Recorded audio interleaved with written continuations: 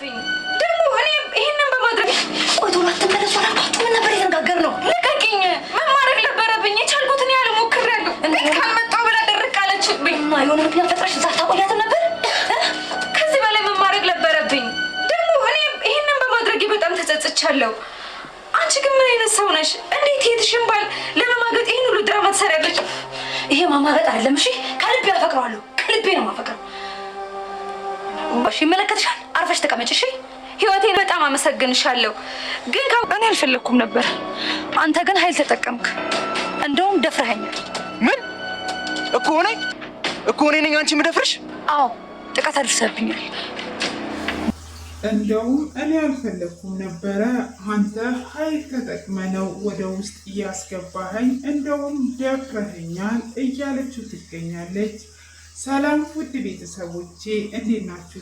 ሁሉ ሰላም? ጌታ ይመስገን እኔ ጋር ሁሉ ሰላም ነው። ቀጣዩን ክፍል ይዤላችሁ ቀርቤያለሁ። እስከ መጨረሻ እንድትከታተሉ ስል ጋበዝኳችሁ። በባለፈው ክፍል እንግዲህ ትንሽ ላስታውሳችሁ፣ ሳምሪን ይዛ እንድትወጣ ካደረገች በኋላ ጁስ ውስጥ ቡና አድርጓ ከቅዱሴ ጋር ለመተኛት ያደረገችው እራሷ መስኪ ነበረች። ሆኖም አንድ ላይ ተኝተው እንግዲህ ሄሉ ወደ ውስጥ ልትገባ ስትል ነበር ክፍሉ የተጠናቀቀው።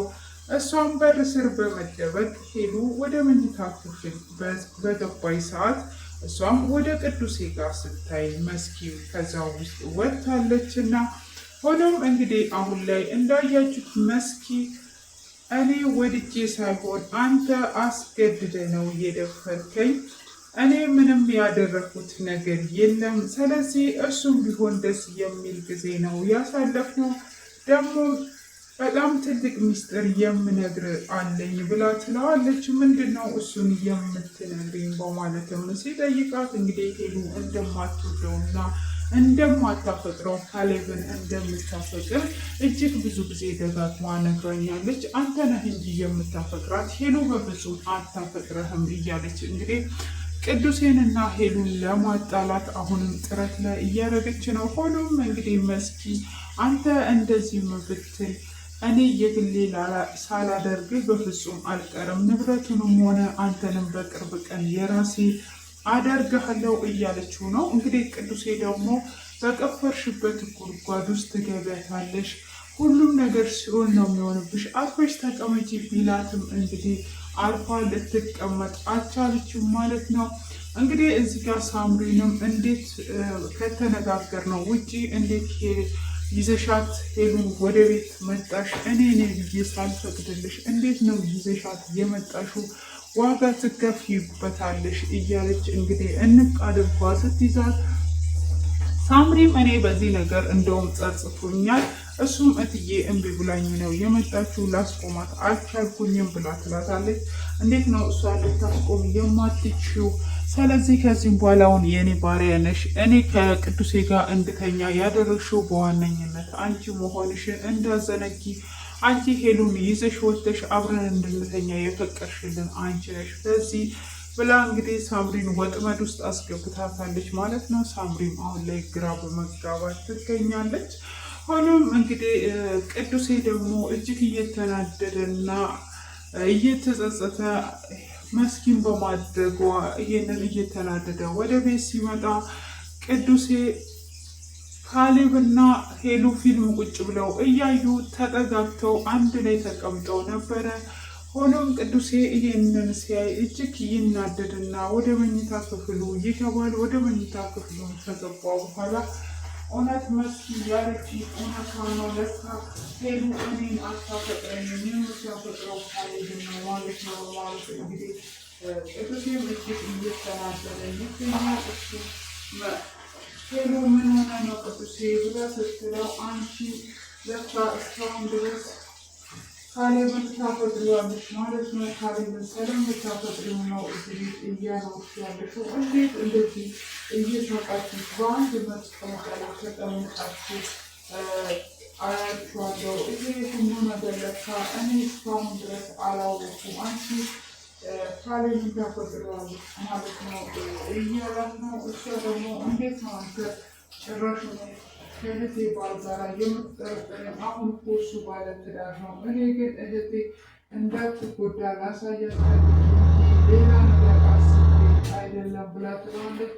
ምን ለማሰብ ፈልገህ ነው? አንተ ምን እያደረግክ ነው ያለኸው ብላ ስትለው ምን ለማድረግ አስባለሁ። አንቺ እንዴት ነው ከካሌብ ጋር እንደዚህ የምትቀመጩ? ስለምታፈቅሪ ነው እዚህ ቤትም እንዲኖር የፈቀድሽለት ሌላ ነገር አይደለም ብሎ ይላታል። እሷም እንዴት እንደዚህ ትናገረኛለህ ብላ እንግዲህ ሄሉ አንዳንድ ቃላትን ትመልስለታለች ማለት ነው። ቅዱስም እጅግ ይናደድና ስለምታፈቅሪ ካልሆነ እንግዲህ ከዚህ ቤት እንድታስወጫቸው እፈልጋለሁ። ከኔና ከነሱ መምረጥ አለብሽ። ዛሬውኑ ከዚህ ቤት ካላወጣሻቸው የኔና የአንቺ ህይወት ያበቃለታል። ስለዚህ አሁን ከሁለት አንዳችን ትመርጫለሽ፣ ማንን እንደምታፈቅሪ ብሎ ይላታል። እሷም እንዴት ነው ከእህቴ ባል ጋር የምትቀረቅረኝ? ይህ ሁሉም ነገር እኮ አልፏል በማለትም ብትለውም በፍጹም እንግዲህ ሊሰማት አልቻለም። ሆኖም በጥፊ ተማታውና ወጥታ ትሄዳለች። እሷም እንግዲህ ሳምሪ ተከታትላት ሄድና እትዬ ምን ሆነሽ ነው ብላ ስትላት ቅዱሴ ከካሌብ ጋር ጠረጠረኝ፣ እሱንም ደግሞ ከኔና ከነሱ ምረጪ ይለኛል። እኔ እህቴ መጥፎ ነገር ላይ እንድትወድቅ አልፈልግም። እህቴ እንዴት መጥፎ ነገር ላይ እንድትወድቅ እፈልጋለሁ? ይሄ ስለ እህቴ ላሳያት ነው እንጂ ሌላ ነገር አስቤ እንዳልሆነ ታውቂያለሽ ስትል እሱን ነጥቆ ሲሰራት ተረዳ። ወይም ደግሞ አስቀድመን አልነገርነውም ለዛ ነው እትዬ ወደ ሌላ ውሰጂበት ተመለሽ ብትላትም እንግዲህ ሄሉም ብቻዬን መሆን እፈልጋለሁ ዞር በይልኝ ትላታለች። እንግዲህ ሄሉ ቤቱን ለቋ ሄዳለች። ሳምሪን ልትተልሽ ብትላትም እኔ አሁን ላይ ብቻዬን መሆን ብቻ ነው የምፈልገው፣ ማንም ሰው አያስፈልገኝም ብላ ሄሉ ሄዳለች ማለት ነው። እንግዲህ ቅዱሴም ከኔና እነሱ ምረጭ ብሏታል። እስከ መጨረሻ ማንን እንደምትመርጥ የምናየው ይሆናል ማለት ነው። መስኪም እንግዲህ እንዳሰበችው ተሳክቶላታል። እነሱ ከቤት እንዲወጡ ሆነዋል ማለት ነው። አሁን እንግዲህ ቅዱሴና ሄሉ በመጣላታቸው በዚህ ግርግር ታሳብብና እንግዲህ መስኪ ሁሉንም ነገር እየተሳካላት ነው። በአሁኑ ሰዓት ሳምሪንም እንግዲህ አስፈራርታታለች። አሁን እኔ የምልሽን የማታደርጊ ከሆነ ከቅዱሴ ጋር እንድተኛ ያደረግሽኝ አንቺ መሆንሽን ለሄሉ ሁሉንም ነገር እነግራታለሁ እያለች ነው። እንግዲህ መስኪ ሳምሪን እየወሰራ ተረመች ዛሬ ደግሞ እየተጫወተችባት ትገኛለች። እንግዲህ ካሌብም መኝታ ክፍል ገብቶ የኔ ቆንጆ አሁንም ወደፊት ህይወታችን እንመለስ ነበረ፣ ሆኖም እንግዲህ አሁን መስኪን አፈቅራታለሁ ይላታል። መስኪን ግን ሆኖም እንደማያፈቅራትም እያነገራት ነው። ሆኖም ግን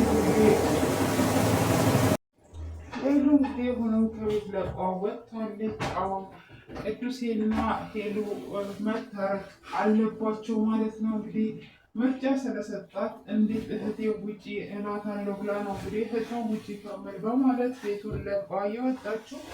እንግዲህ አሁን ላይ ሳምሪ ግራ ገብቷታል። እንዴት አድርጊ የነሱ ፍቅር የምመልሰው እያለች ነው። እንግዲህ ግማሽ ጥፋቱ የእሷ ነው።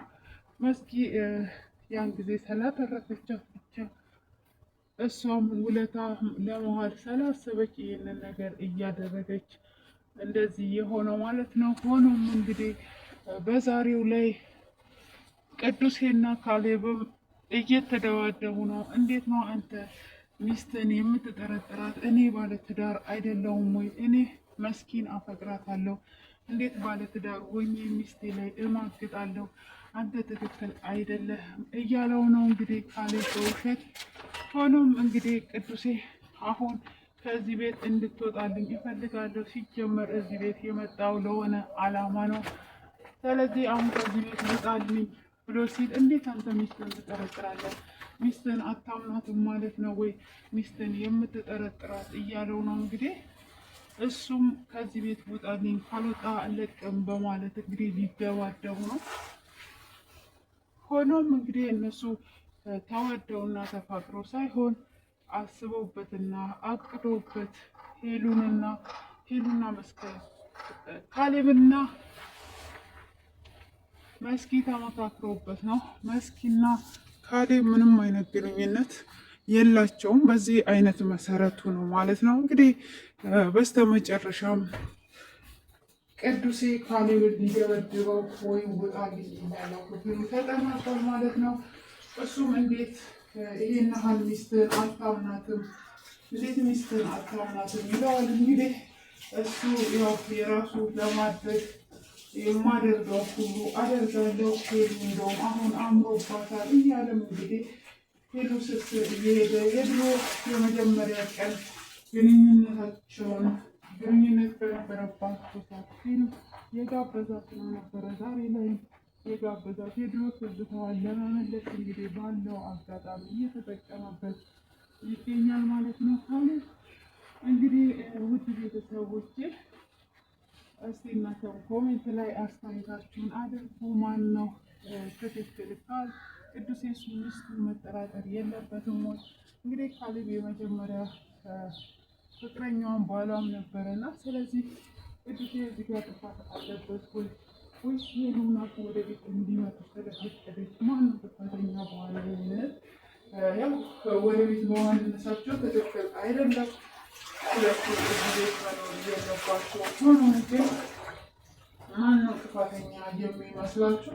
ኮሜንት ላይ አስቀምጡልኝ ማለት ነው። እና እያበረታታችሁ ስለሆነ ከልብ አመሰግናለሁ። ሁልጊዜም በትዕግስት ስለምትከታተሉ አመሰግናለሁ። ይመስላል እዚህ ደረጃ ላይ ደርሷል። እንግዲህ ቀጣይም ደግሞ በጉጉት የምንጠብቅ ይሆናል ማለት ነው።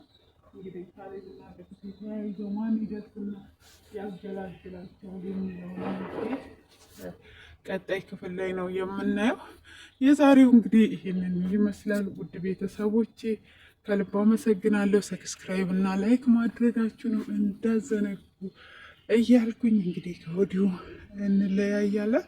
ስለነበረን ቆይታ ከልብ እያመሰገንኩኝ ቀናችሁ ያማረ የተዋበ እየተደሰታችሁ የምትሉበት ደስ የሚል ነገር የምሰሙበት ያላሰባችሁትን የሚያስደስታችሁን የምስራች የምሰውበት ቀን ይሁንላችሁ።